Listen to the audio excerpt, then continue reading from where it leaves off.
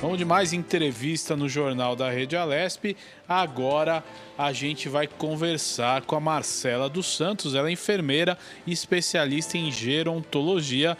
Ela nos vai falar sobre o aumento da temperatura e atenção que devemos ter com os idosos. Boa tarde, Marcela. Seja bem-vinda ao Jornal da Rede Alesp.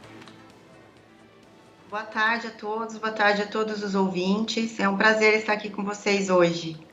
Marcela, o que a desidratação pode gerar nas pessoas, principalmente nos idosos?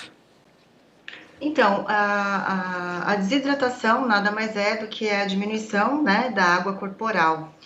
E quando a gente fala em idoso, né, o idoso ele já tem uma reserva menor, uma reserva hídrica muito menor do que nós, né, adultos jovens. E eles perdem, eles nem têm muita percepção também de sede, do que eles perderam de transpiração, né, no calor, principalmente agora esses dias que está fazendo dias muito, muito quentes, né? E o que acontece? Por eles não terem essa reserva hídrica, eles acabam desidratando mais rápido, muito mais rápido. Então, a gente tem que ficar atento a alguns sinais de desidratação no idoso, que é um pouquinho diferente do adulto, né, e o da criança. Quais são esses sinais? Um sinal que eu oriento bastante, né, as famílias é com relação à confusão mental. Né? Às vezes o idoso ele começa a ficar mais confuso, a ter uma desconexão no raciocínio, né? E muitas vezes as pessoas ficam pensando que pode ser uma demência, uma infecção urinária, quando na verdade pode ser um quadro de desidratação. Então, o primeiro sinal que você tem que ter em alerta é a confusão mental.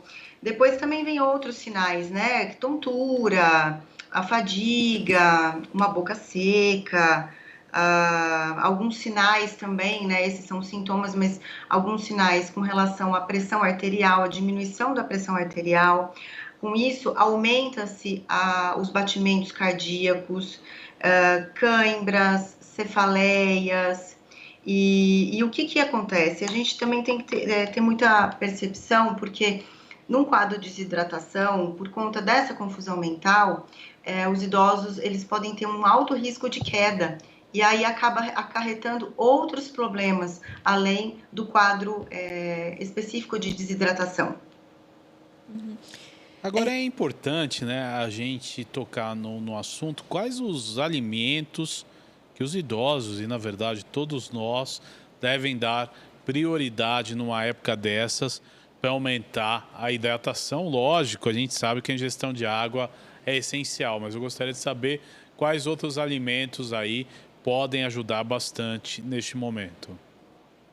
Sem dúvida nenhuma, como você mesmo mencionou, a água ela é a única coisa que de fato vai reidratar rapidamente, né? Mas o idoso em si, ele já não gosta muito de beber água e ele também não sente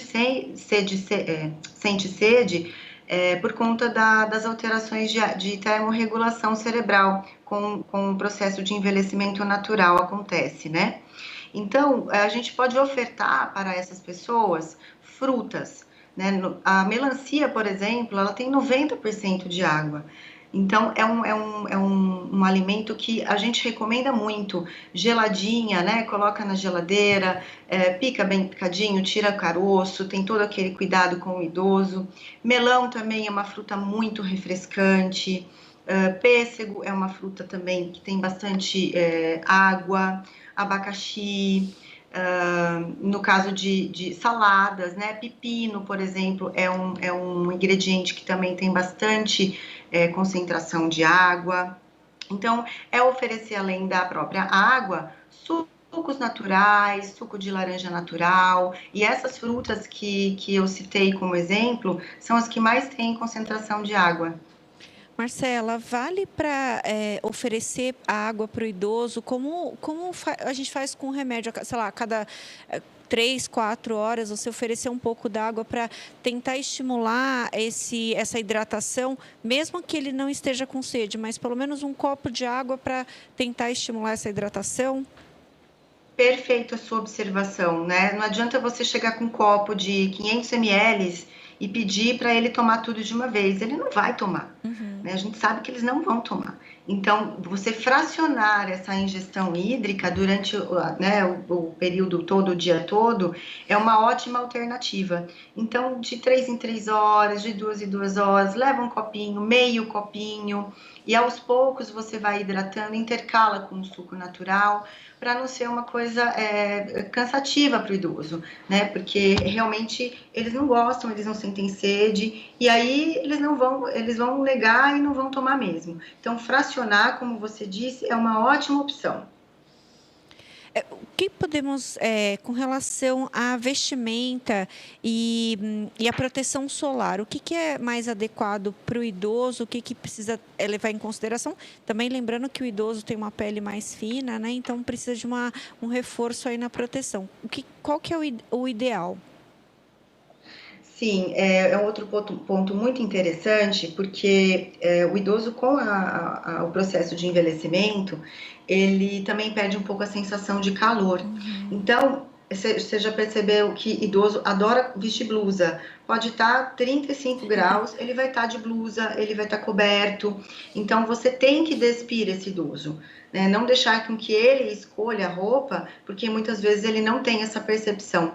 Então, você despe esse idoso, você coloca roupas confortáveis, roupas que consigam fazer a troca, né?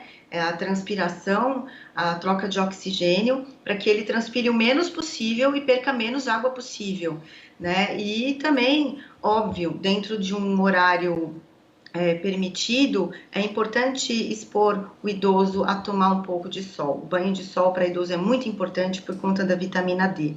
E aí você tem os horários específicos, né? E óbvio que você vai expor esse idoso em não dias muito quentes, em dias mais amenos, e sempre você vai colocar a proteção solar, né? Eu costumo indicar 70 60, 70 de fator é bem aceitável para o idoso.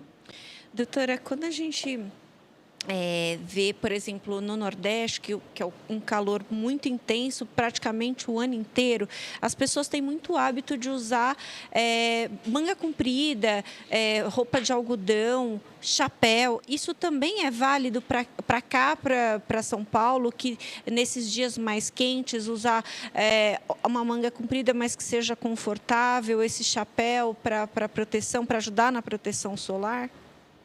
Isso, se o idoso for exposto ao sol, efetivamente, é válido, mas dentro de casa não há necessidade, né? Se você estiver dentro de um ambiente domiciliar, você pode deixar ele de manguinha, com uma roupa mais amena, um vestido, um tecido mais leve, né?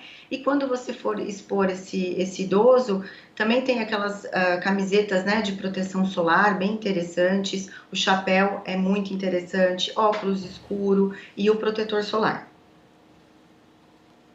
Agora, doutora, dentro disso, né, a gente falou muito na terceira idade, mas quais os cuidados que todos nós devemos tomar?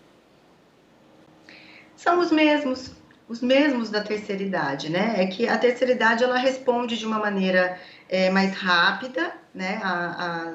As questões ruins, né? Da exposição do sol, da falta de hidratação, mas todos nós devemos tomar esses cuidados, né? A desidratação ela pode ocorrer com a gente também.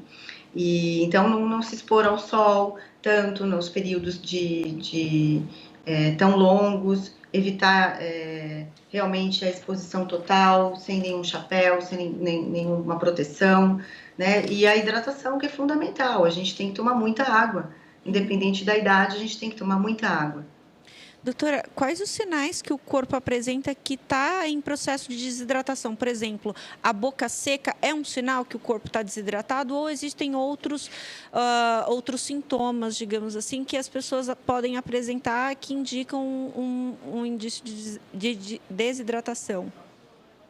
Cefaleia, no caso do adulto, né, a maior parte apresenta cefaleia, a boca seca, a diminuição da pressão arterial, são indicativos que em todas as idades podem ocorrer. E os idosos, como eu falei, ele tem um agravante, ele começa com uma confusão mental, Então, no idoso especificamente, essa confusão mental, ela é um alerta significativo.